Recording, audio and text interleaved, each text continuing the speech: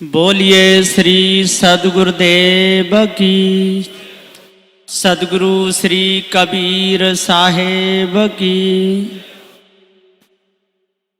विश्व वंदनीय संत सम्राट बंदी छोर सद्गुरु श्री कबीर साहब जी, मेरे हृदय मंदिर के आराध्य परम पूज्य गुरुदेव जी, पूजा की योग्य सभी संत समाज, मैं चरण कमलों में सिर झुका के तेरे बार बंदी करता हूँ। बोलिए श्री सद्गुरुदेव की जय। आज कितना सुंदर समय है। आज तारीख 13 महीना 5 और सन 2022। ये कनकपुरा कबीर मंदिर है। यहाँ के इस मंदिर के जो संचालक हैं श्री पुष्पेंद्र साहब जी, आज यहाँ पर गुरुदेव पधारे हैं। सत्संग चल रहा है। बड़े भाग्य से और संत गुरुजनों का आगमन होता है। जिस जगह पर संत गुरुजन आते रहते हैं, सत्संग की चर्चा होती रहती है, वहां पर भक्त भी आते रहते हैं और संत गुरुजनों का जो उपदेश है वो कानों के द्वारा अंदर जाता है, श्रवणों के द्वारा हृदय में लगी हुई कालमा छूटती है और जो हमारे गंदे कर्म हैं हम उनको तजते हैं। तो सद्गुरु श्री कबीर साहब जी एक ऐसे महापुरुष हुए इस संसार में, उन्होंने जीव को भाव से छूटने का उपदेश दिया। सद्गुरुदेव जी ने पारक ज्ञान बताया। संसार में ज्ञानी लोगों की कोई कमी नहीं रही। बड़े बड़े ज्ञानी आए, अपने अपने समय पर उन्होंने उपदेश भी दिया और ग्रंथों की भी रचना की।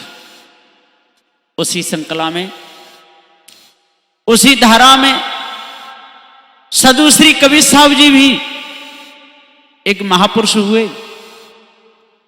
उन्होंने सत्य न्याय निर्णय का उपदेश दिया। सद्गुरुदेव का मुख्य ग्रंथ, मौलिक ग्रंथ बीजक है। जो सदग्रंथ बीजक को समझ लेता है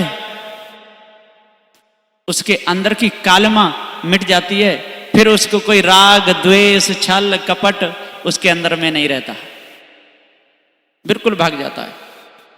साहब ने कहा है, पछा पछी के कारण सब जग रहा भुलान, निरपक्ष होए के हर भजे सोई संत सुजान। संत किसे कहते हैं?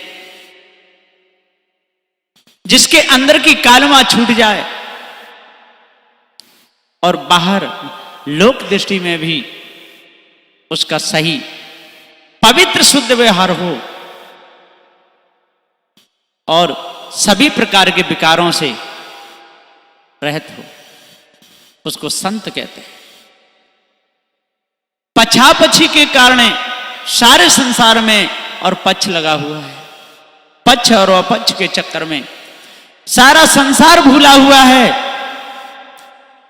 बंदी छोर सद्गुरुदेव जी कहते हैं कि यदि ये पछापछी छूट जाए तो मनुष्य के हृदय की कालमा मिट जाए, लेकिन पक्ष नहीं छूटता। कहीं देवी का पक्ष, कहीं देवताओं का पक्ष लगा हुआ है। ऊपर 7 सुरग हैं, ऐसी मानंदी लोगों के अंदर बैठी हुई है। जैन धर्म में बताते हैं ऊपर चंद्रमुक्त शिला है और शरीर छूटने के बाद में और जीव वहां पर जाता है, फिर लौट के नहीं आता। उस शिला की लंबाई चौड़ाई बहुत बताई है। 45 लाख योजन की चौड़ाई है और 45 लाख योजन की ऊंचाई है और 8 लाख योजन की उसकी मोटाई है और तितली के पंख के समान उसकी किनोर पतली है। और जो भी वहां पर चला जाता है शरीर छोड़ करके वो फिर आता नहीं। सदगुरुदेव कहते हैं जब आता नहीं तो आप लोगों को पता कैसे चला कि वो चंद्रमुक्त शिला है। ये बहुत बड़ा धोखा मनुष्य के अंदर लगा हुआ है। लोगों ने इस ब्रह्म परमात्मा की भी कल्पना की है। संसार के लोगों ने सबने मिलकर के, जब वो हिंदू, मुस्लिम, सिख, ईसाई, पारसी, यहूदी कोई भी हो, उन्होंने अपने अपने मत के अनुसार और कल्पना की। सदगुरु श्री कबीर साहब ने उपदेश दिया, कहा कि हे कल्पना करने वाले, तू ही सत्य है। तेने पक्ष पकड़ लिया और जब तक तू पक्ष को नहीं छोड़ेगा तब तक तू निरपक्ष न्याय नहीं कर सकता। न्याय किसी प्रकार से नहीं हो सकता है। न्याय जब ही होगा कि सभी प्रकार के पक्ष से अलग हो जाए। जितने भी पक्ष लगे हुए हैं संसार में, 4 वे 6 7 18 पुराणों का जो पक्ष है, तौरेत इंजील जबूर फुरकान का जो पक्ष है, जितने भी पक्ष हैं ये सब झूठे हैं। जिस समय मनुष्य निपक्ष हो जाएगा उस समय किसी प्रकार की कोई भी कालमा उसको नहीं सता सकती, कोई नहीं दुखा सकता है। और जब तक ये पक्ष अंदर से नहीं निकलेगा तब तक मनुष्य तो हो ही नहीं सकता। मनुष्य बनने के लिए सभी प्रकार के पक्ष को तोड़ना पड़ेगा। जितनी भी आदतें खराब हैं ये सारी आदतें छोड़नी पड़ेगी। ईर्ष्या, क्रोध, मान, छल, ये सब त्यागना पड़ेगा। गाली, निंदा, झूठ, चोरी, हिंसा, व्यभिचार, ये सब त्यागना पड़ेगा।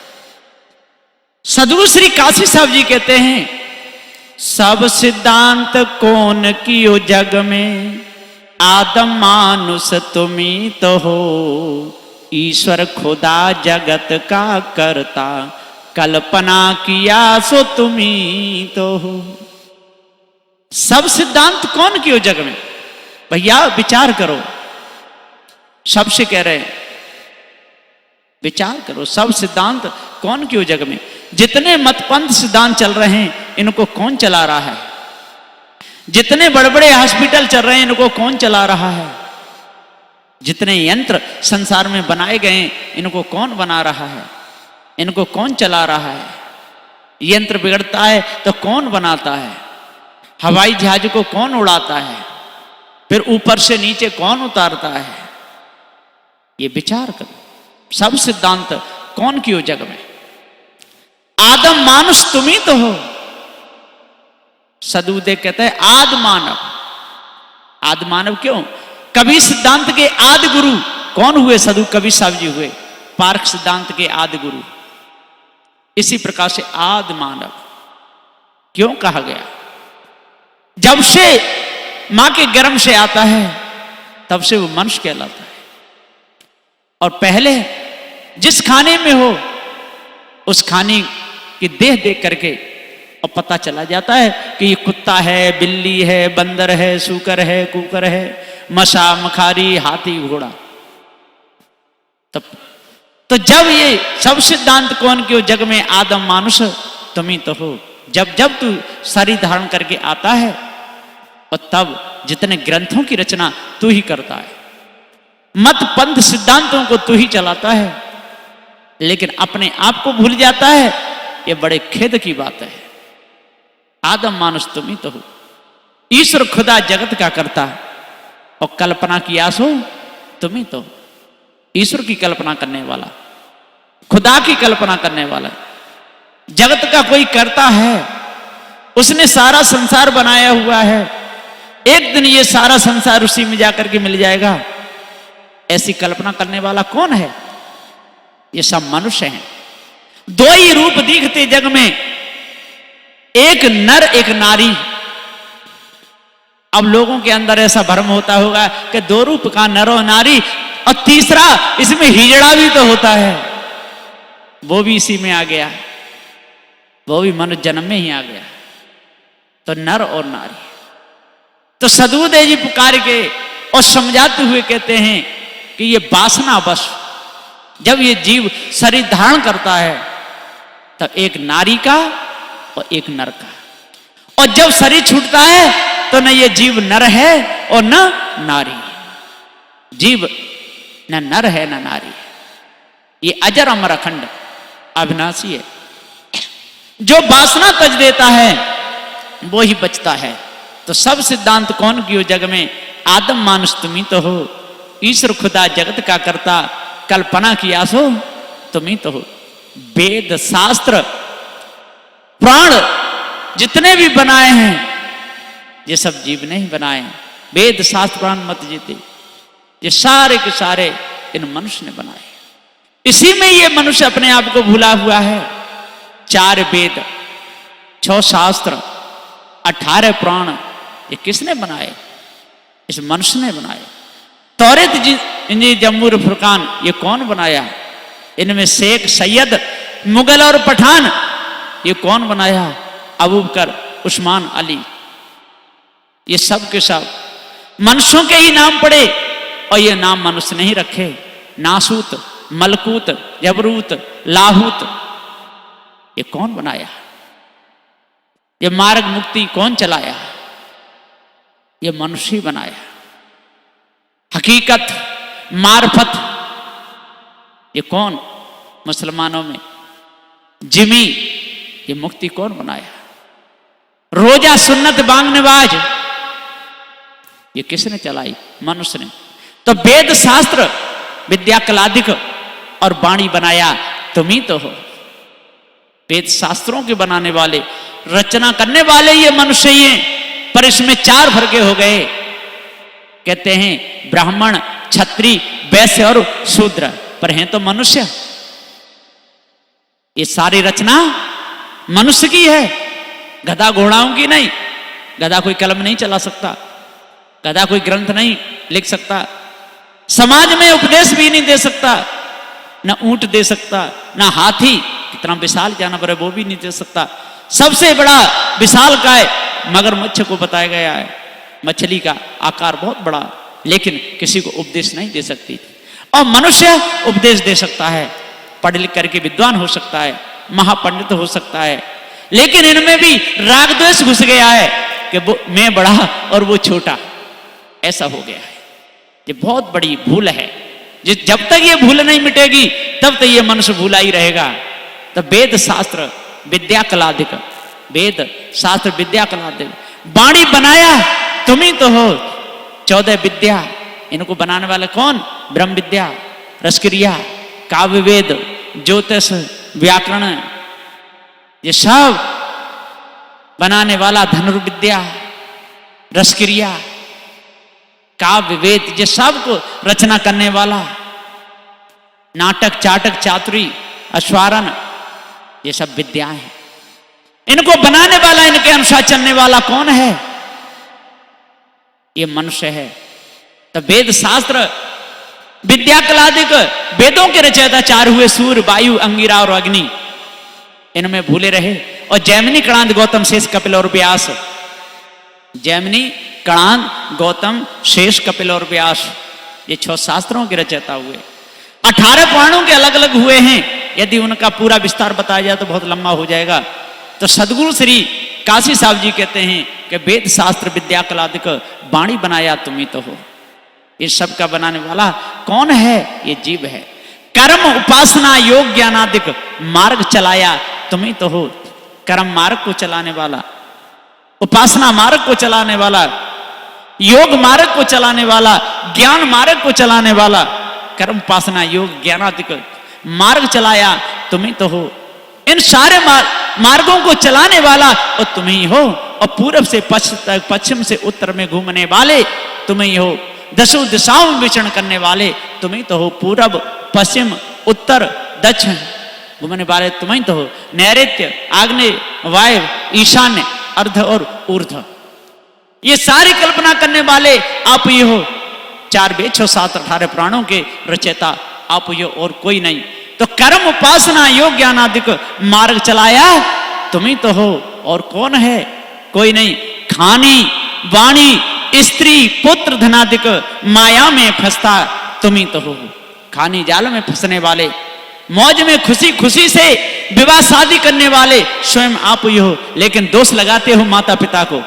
लड़की दोष लगाती है कि हमारे माता पिता ने शादी की, और लड़का दोष लगाता है कि हमारे माता पिता ने शादी की, कोई किसी की नहीं कर सकता।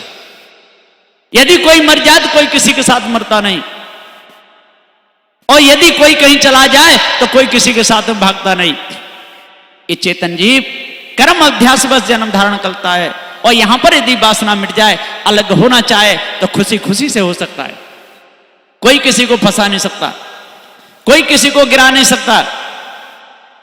तो सदगुरुदेव जी पुकार के समझाते हुए कहते हैं कि खानी बानी, और बाणी कहिए जी ईश ब्रह्म परमात्मा देवी देवता भूत चुड़ैलें तंत्र मंत्र जादू टोना हवन होम, इसमें फंस करके ये जीव अपना जीवन बिगाड़ लेता है। खानी बानी स्त्री, स्त्री के चक्कर में फंस करके अपना जीवन बिगाड़ता है, और स्त्री पुरुष के चक्कर में फंस करके, और एक दूसरे को दोष लगाते हैं। फिर कहते हैं जबरदस्ती हमारे माता पिता ने हमारी शादी की, जबरदस्ती ऐसा हुआ, वो उसको दोष लगाएंगे, वो उसको दोष लगाएंगे, और अपने अपने कर्मों का सब फल भोग रहे हैं। कोई किसी को कर्म दंड नहीं देता है, स्वयं ही हम कर्म का दंड और भोग रहे हैं, हमारे कर्म ही हमको दंड देते हैं। तो खानी बानी स्त्री पुत्र धनाधिक, माया में फंसता तुम्ही तो हो, पुत्र का मोह आप को लगा हुआ है। तो खानी बानी स्त्री पुत्र धनाधिक, और धन के पीछे हम अंधे हो जाते हैं, धन के पीछे इतने बावरे हो जाते हैं कि हमको कुछ सूझता नहीं। एक सेठ जी थे, और सेठ जी ने अपना मकान बेच दिया, और उसमें आग लग गई। तब तक उनका बेटा आया, बोला पिताजी अपने और मकान में और आग लग गई, कि आग लग गई तो धड़ाम से कुर्सी से नीचे गिर गए। तब तक आया बेटा, फिर बोला पिताजी आग तो लग गई लेकिन मकान बेच दिया था, कि बेच दिया था, तो फिर कपड़ा झाड़ के फिर बैठ गए। सदगुरुदेव जी पुकार कहते इसी में पूरा जीवन चला जाता है। कहते हैं कि हाय हाय में सारी बीती उमरिया, सारी उम्र बीत जाती है, ना कोई कुछ लेकर के आया और ना कोई कुछ लेकर के जाएगा, ये उम्र ज्यों ही बीत जाती है। तो सदगुरुदेव जी का पार की गुरु की खोज लगा के और निज पार्ख पाया, तुम ही तो हो काशी कहे कहानों कहिए सब जान नहारे, तुम ही तो हो। सदगुरु श्री काशी साहब जी कहते हैं कि पार की गुरु की खोज लगाओ, पछा पछी छोड़ करके, ये बड़ा है कि ये छोटा है, कि ये ब्राह्मण है कि ये क्षत्रिय है, ये वैश्य है कि ये शूद्र है, ये शेख सैयद मुगल पठान है, ये कैसा है, ये सारी गंदगी को अपने अंदर से निकाल दो, बिल्कुल गंदगी साफ हो जाए। ना कोई ब्राह्मण, ना कोई क्षत्रिय, ना कोई वैश्य, ना कोई शूद्र। जिसका मन शुद्ध हो गया, जिसकी काया पवित्र हो गई, जिसके अंदर से सारी कालमा निकल गई, वो ही मनुष्य है। और जिसके अंदर से ये कालमा नहीं निकली, ये भ्रम नहीं निकला, जिसके अंदर से राग द्वेष नहीं निकला, तो वो पशु है, वो मनुष्य नहीं हो सकता। तो सदगुरु श्री काशी साहब जी पुकार कहते हैं पार की गुरु की खोज लगा के निज पार को पाया तुम ही तो हो, और काशी कहे कहानों कहिए सब जानन हारे, तुम ही तो हो। सबको जानने वाले, सबकी स्थापना करने वाले, सबके नाम धरने वाले, सबके गुण धर्म को देखने वाले, सारे जितने भी संसार में और कालमा फैली हुई है, इस कालमा को बढ़ाने वाले और नियम के अनुसार उसको तोड़ करके उसका ध्वंस, उसको मेटने वाले आप हैं।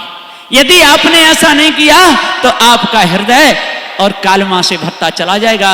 जिस प्रकार से जंग लग जाती है, काय पे जंग लगती है, लोहा पे जंग लगती है, और एक दिन वो लोहा को जंग खा जाती है। लोहा कितना कठोर होता है, इसी प्रकार लकड़ी कितनी कठोर होती है, लेकिन छोटा सा कीड़ा बहुत नरम, उसमें यदि कोई लकड़ी भी थोड़ी घुस जाए तो मर जाएगा। इतना नाजुक वो कीड़ा होता है और पूरी लकड़ी को और भस्म कर देता है। इसी प्रकार से हमारे अंदर से वासना उठी, और वासना अवस्तु है, कोई वस्तु नहीं, और वो वासना हमको ही खा जाती है, हमको ही गिरा देती है। तो सदगुरुदेव जी पुकार के समझाते हुए कहते हैं कि नीम कीट जैसे नीम प्यारा, और विष को अमृत कहत गमारा। नीम कीट को नीम ही प्यारा होता है, कड़वी चीज ही उसको पसंद होती है, और विष को अमृत कहत गमारा। यदि उसको कहीं मीठी जगह पे छोड़ दिया जाए तो वो कीड़ा मर जाएगा, और नीम का कीड़ा मीठी जगह पे मर जाएगा, और मीठी जगह का कीड़ा नीम पर मर जाएगा। इसी प्रकार से सदगुरुदेव जी पुकार के कहते हैं कि हम ऐसी आदत बना लेते हैं मनुष्य जन्म में आकर के, उसी आदत के अनुसार हम अन्य खानियों में भटकते रहते हैं, पशु पक्षी उस समझ खाने में भटकते रहते हैं। तो पार की गुरु की खोज लगा के निज पार्क पाया तुम्ही तो हो, काशी कहे कहाँ लो कहिए सब जानन हारे तुम्ही तो हो। इसलिए अपने आप को जानो और भ्रम भूल कल्पना को मिटाओ, सदगुरुदेव की शरण में लग करके अष्टमासद वो धारण करो, तब हृदय की कालमा मिटेगी। बस इन्हीं वचनों के साथ में मैं अपनी वाणी को विराम देता हूं। बोलिए श्री सदगुरुदेव की जय। साहेब बंदी साहेब।